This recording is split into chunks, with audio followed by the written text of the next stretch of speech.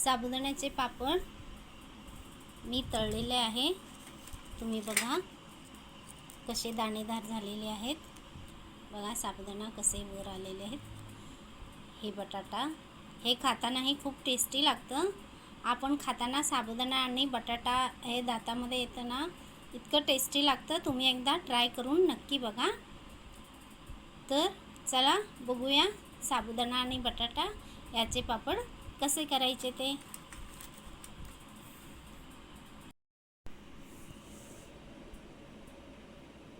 ममताज किचनमध्ये तुमचं स्वागत आहे। आज आपण साबुदाणा आणि बटाटा याचे पापड कसे करायचे ते बघायचे। एक ग्लास साबुदाणा रात्री भिजत घातलेला आहे। हे बटाटे आहेत, अर्धा किलो आहेत बटाटे। याचे आता आपण साल काढून किस करायचं।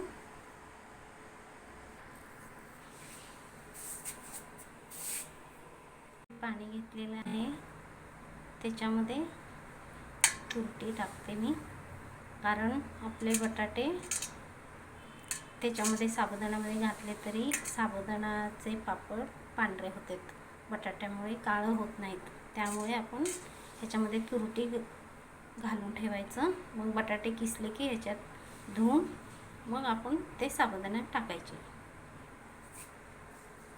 हे बटाटे किसलेले आहेत, ते एकदा आधी एक वेळा स्वच्छ पाण्याने धुवून मग या तुरटीच्या पाण्यात टाकायचं।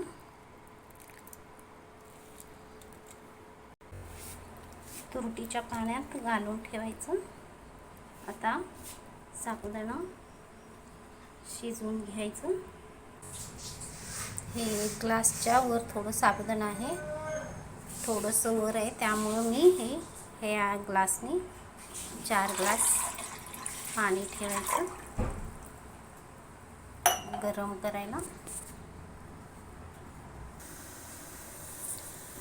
पाण्याला उकळी आलेली आहे।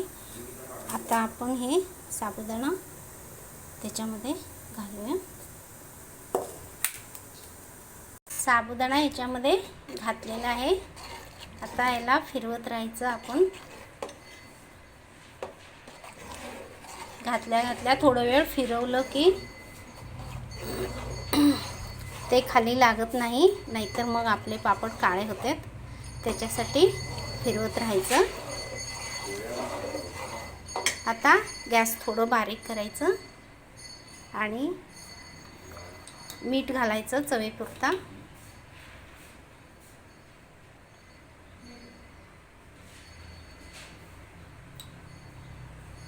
तुम्हाला उपवासाचं मीठ घालायचं तर उपवासाचं घालायचं, नाहीतर हेच फ्रेश मीठ घालायचं आणि फिरवत राहायचं। तुम्ही बघू शकता। आता हे साबुदाणा थोडे शिजले ना, मग त्याच्यामध्ये आपण जे बटाटे ठेवलेले आहे तुरटीच्या पाण्यात घालून ते बटाटे घालायचं। हे पाणी उकळलेलं आहे, आपण हे पाणी त्याच्यामध्ये घालूया।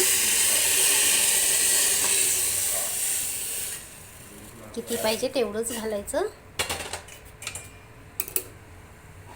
परत फिरवायचं। आता घालायचं नाही, बस झालं। थोडंसं पाणी घातलं तरी हे होते, पातळ होते। आता ह्याला चांगलं शिजू द्यायचं।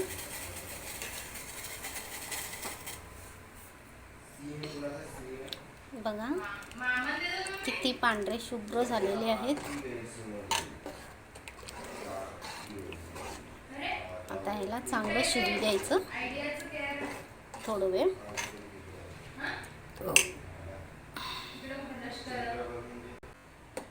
अजून थोडं हे साबुदाणा शिजू द्यायचे, मग बटाटा घालायचं। एक 10 मिनिटांनी बटाटे घालायचे।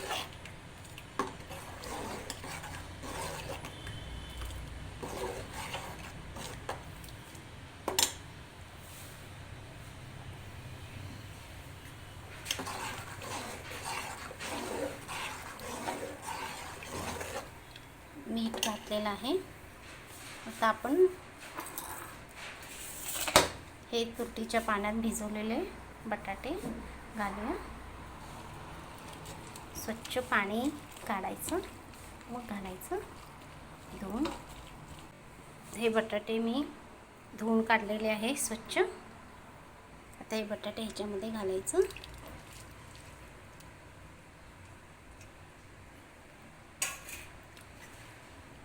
दोन तीन वेळा पाण्यात धुतलेलं आहे, तुरटीच्या पाण्यात घातलेलं आहे. मग साबुदाणा आपलं पापड मस्त पांढरे शुभ्र होते. आता हे आपण शिजवून घ्यायचं. जर पाणी कमी पडलं तर आपण पाणी गरम करून घालू शकतो वरून. थोडंसं छोट्या पातेल्यामध्ये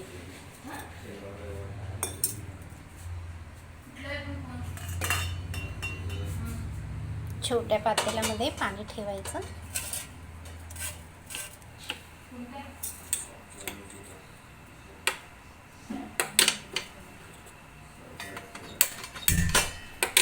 गॅस चालू करायचं.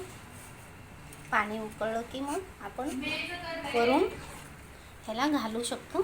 तसं काही नाही, पण जास्त पातळ होऊ द्यायचं नाही. कमी पडलं तर वरचं उकळतं पाणी घालू शकतो, पण पातळ झाले की पापड वाकडे तिकडे होते, गोल होत नाहीत. त्यामुळं जास्त पातळ करायचं नाही. बघा किती पांढरे बटाटे घातले तरी पांढरे शुभ्र झालेले आहेत. पापडही पांढरेच होते. शिजत आहे. एक 10 मिनिट शिजवलं तरी थोडं गॅस मोठं करायचं, नंतर परत बारीक करायचं. ऑलमोस्ट हे शिजलेलं आहे. आता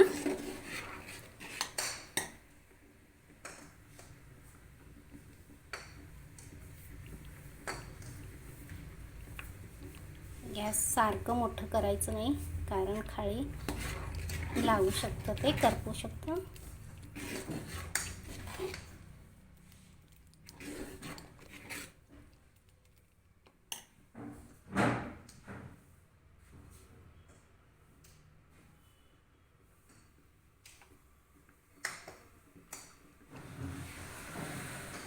झालेलं आहे. पातळही नाही, घट्टही नाही. जास्त घट्टही करायचं नाही. जर जास्त घट्ट वाटलं तर आपण गरम उकळतं पाणी घालू शकतो, काय होत नाही. हे बरोबर झालेलं आहे आणि शिजलेलं पण आहे. शिजलेलं कसं कळतं तर वर ना असं साय येते याला थोडं. बघा, तुम्ही बघू शकता, असं साय येते. मग आपण समजायचं की हे शिजलेलं आहे.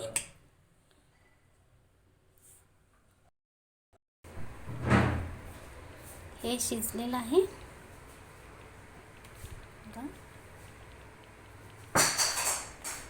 बघा हे साय कशी आलेली आहे वर, त्यावरून समजायचं की हे शिजलेलं आहे.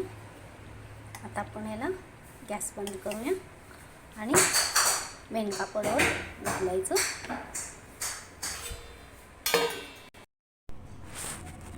हे बघा, हे खाली बेडशीट घातलेलं आहे, त्याच्यावर हे मेन कापड घातलेलं आहे. वर गच्चीवरच घालायचं. उन्हामध्ये चांगले पापड वाळतात, एका दिवसातच वाळतात, 2 दिवससुद्धा लागत नाहीत.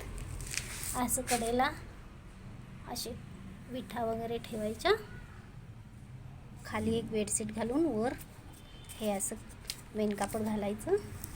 उडू नये त्यामुळं हे असे विठा ठेवायचे. आपण आता घालायला चालू करूया.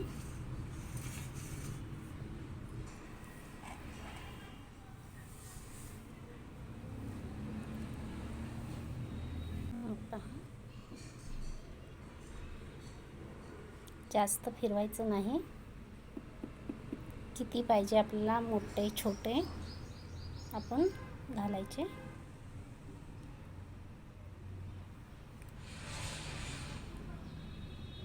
हे बघा,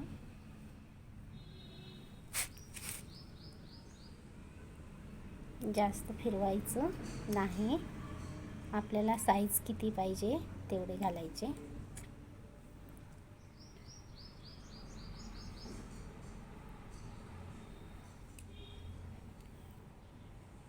जास्त पातळही नाही, जास्त घट्टही नाही, असं एकदम परफेक्ट पापड झाले आहे. हे पीठ झालेलं आहे साबुदाण्याचं, त्यामुळं आणि हे टेरेसवरच घालायचे. आपण सावलीत घातलं ना लवकर वाळत नाही, आणि हे काढल्यावर सुद्धा 2-3 दिवस उन्हातच ठेवायचे, त्यामुळं वर्षभर ह्याला काहीही होत नाही. अगदी 1-2 वर्षसुद्धा पापड टिकते ते.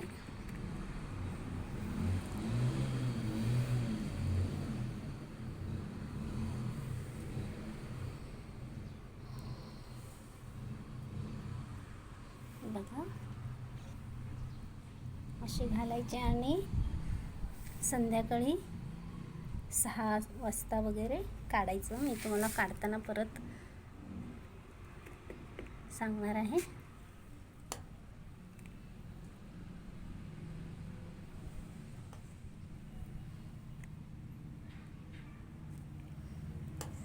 जास्त मोठेही झाले की चांगले वाटत नाही. ते छोटे छोटे पापड तळायलाही सोपं जातं आपल्याला, दिसायलाही छान दिसतं.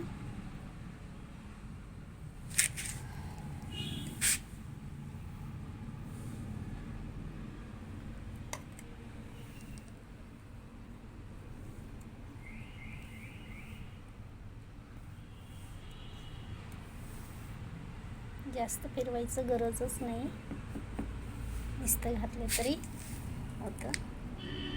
उगी थोडंसं गोल आकार द्यायचं त्याला.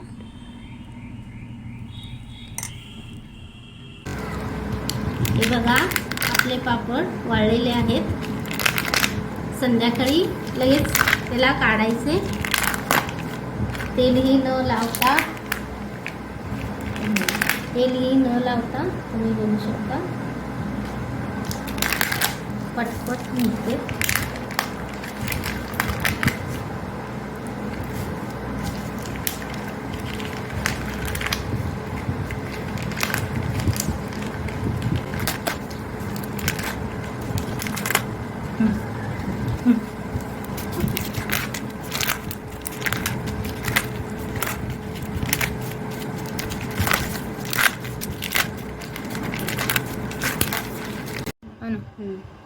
बघा हे तुरटी घालून आपण बटाटे किसले होते ना, तेव्हा त्याच्यामध्ये तुरटी घातलं, त्यामुळे किती पांढरे शुभ्र झालेले आहेत. एकदम पातळ पण झालेले आहेत पापड, आणि सकाळी घातले की संध्याकाळी निघतात पण, आणि हे असे पांढरे होते. जर तुरटी घातलं नाही ना, तुरटी घातलं नाही ना, हे असे काळे होते. ते बटाट्याचं काळपटपणा ह्याच्यामध्ये उतरतो, आणि त्यामुळे असे पापड हे काळे होते. त्यामुळे बटाटे किसल्यानंतर त्याच्यामध्ये आपण थोडीशी तुरटी टाकून त्याला थोडं वेळ ठेवून मग त्याचं पाणी काढून मग बटाटे घालायचे, आणि पांढरे शुभ्र पापड असे पांढरे शुभ्र पापड होतात.